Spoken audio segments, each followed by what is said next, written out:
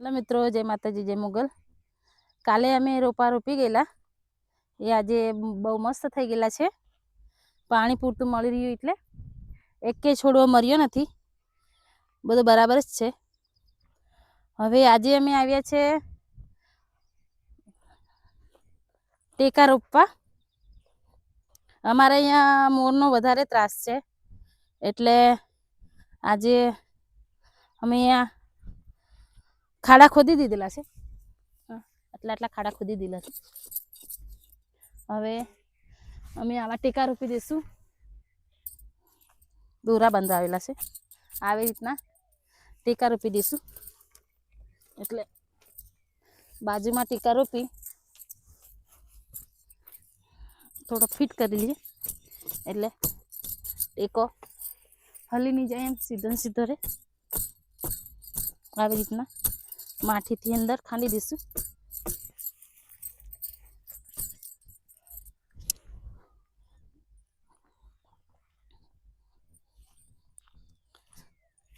बाजू बाजूમાં બે ત્રણ ટેકા રોપી દઈશું।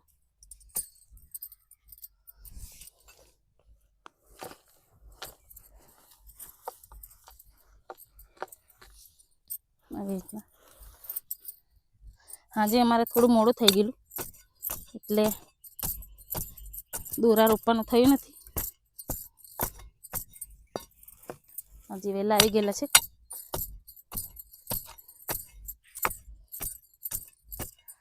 અમારે અહીંયા મોર બધા છોડવા ખાઈ જાય એટલે દોરા બાંધવા જ પડે। તો અમે દોરા લઈને આવ્યા છે। આવી રીતના દોરા બાંધી દઈશું એટલે દોરા જોઈને મોર અંદર જાય નહીં, એટલે છોડવા બચી રહે। આવી રીતના બાજુમાં પછી અહીંયા નેટ પણ બાંધવા પડશે, પણ હમણાં ખાલી દોરા એટલા બાંધી દઈએ।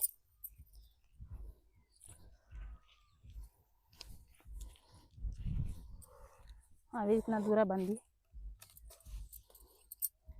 દોરાને જોઈને મોર આવે નહીં।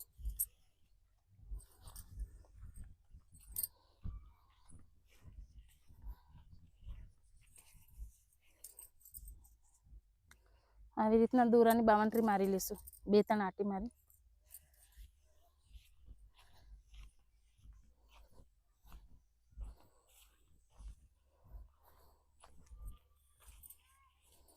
અમારે અહીંયા ડુંગર વધારે છે એટલે મોર બી વધારે છે।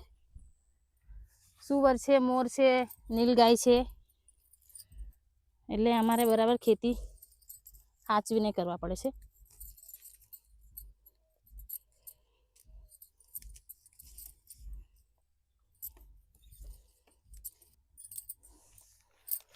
થોડી આવી બે ત્રણ લાઈન કરવા પડે એટલે અંદર મોરથી જવાય નહીં।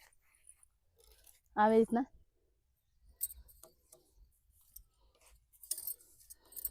બે ત્રણ લાઈન કરવા પડે।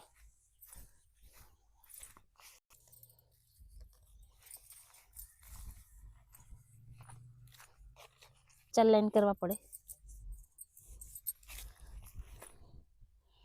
અમે બજારમાંથી લાવેલા ગોદડિયા દોરા, વ્હાઈટ દોરા જોઈએ, તો બીજા કલરના દોરા તો દેખાય નહીં, એટલે વ્હાઈટ દોરા દેખાય એટલે જોઈને અંદર નહીં આવે।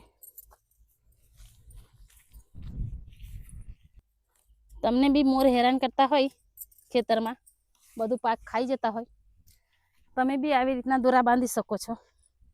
એટલે હું આવા દોરા જોઈને અંદર મોર આવી નહીં શકે અને આપણો જે પાક હોય એ બચી રહે। આમાંથી અંદર એટલે અપનાવજો।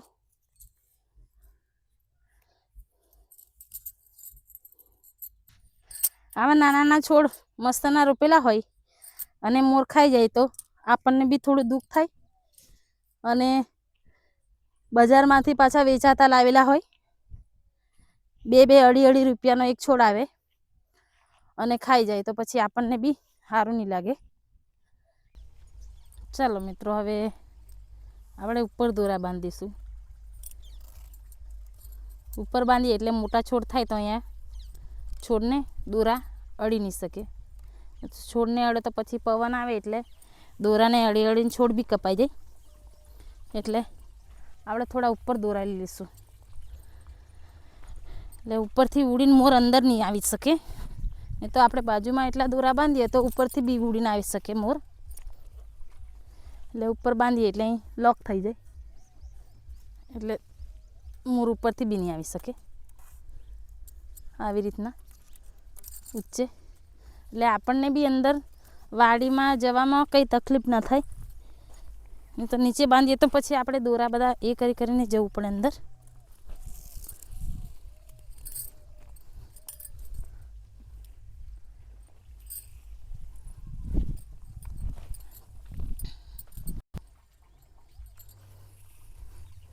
આવી રીતના અલગ અલગ થાંભલે ટેકા રાખેલા છે એટલે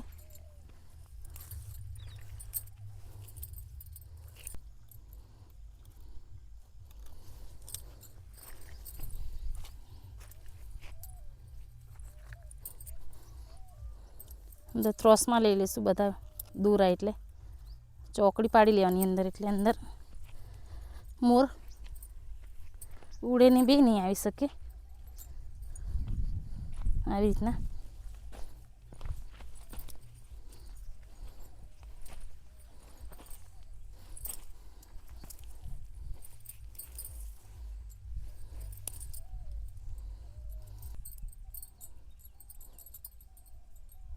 આમાં થોડી મહેનત તો લાગે છે પણ છોડવા આપણા બચી રહેશે. નહીં તો આપણે દોરા એવું નહીં બાંધીએ તો પછી મોર છોડ ખાઈ જાય તો કંઈ મતલબ નહીં કહેવાય.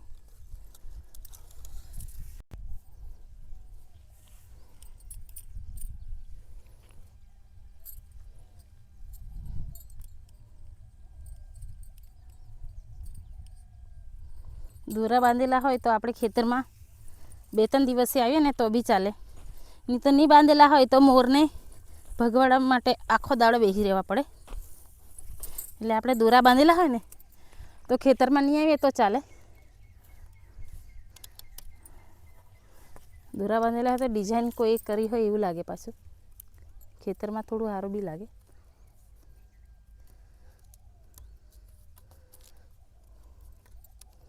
એમાં બી બધે દોરા અને નેટ ને એવું બધું કરી દીધેલું છે.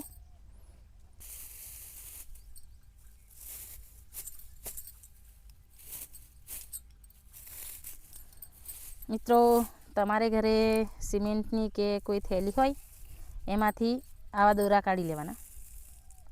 એટલે આવા દોરા આપણે બજારમાંથી લાવવાની પડે અને બાઉન્ડ્રી પર મારી દઈએ કલરમાં એટલે મોરને દૂરથી દેખાય.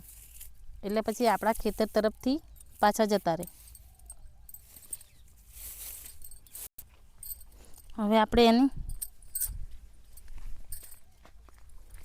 આવી રીતના બાઉન્ડ્રી મારી લેવાની છેક સુધી એટલે કલર જોવાય. આવી રીતના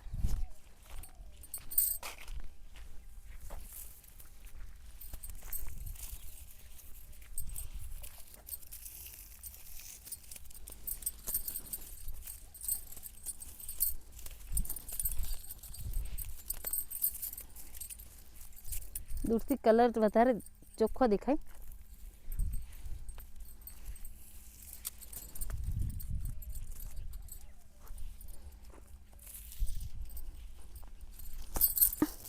છેક સુધી બાઉન્ડ્રી મારી લેવાની.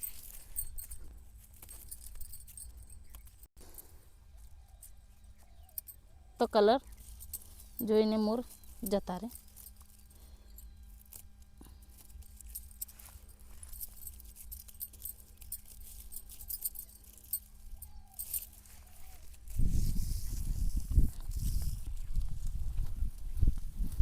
ઘરે બી તમે આવા દોરા બનાવી શકો છો.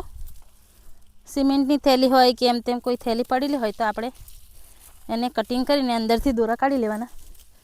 પછી ડબલ કરીને ગાંઠો વાળી લેવાની. એટલે આપણે બજારમાંથી બી લાવવાની પડે અને કલરમાં બી જોવાય.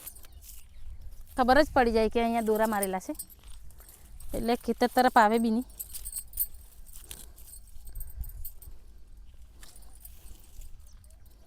આવી મિત્રો તમને આ પદ્ધતિ ગમી હોય તો વિડીયોને લાઈક, શેર, સબસ્ક્રાઈબ કરજો. જય માતાજી, જય મોગલ. Okay, by.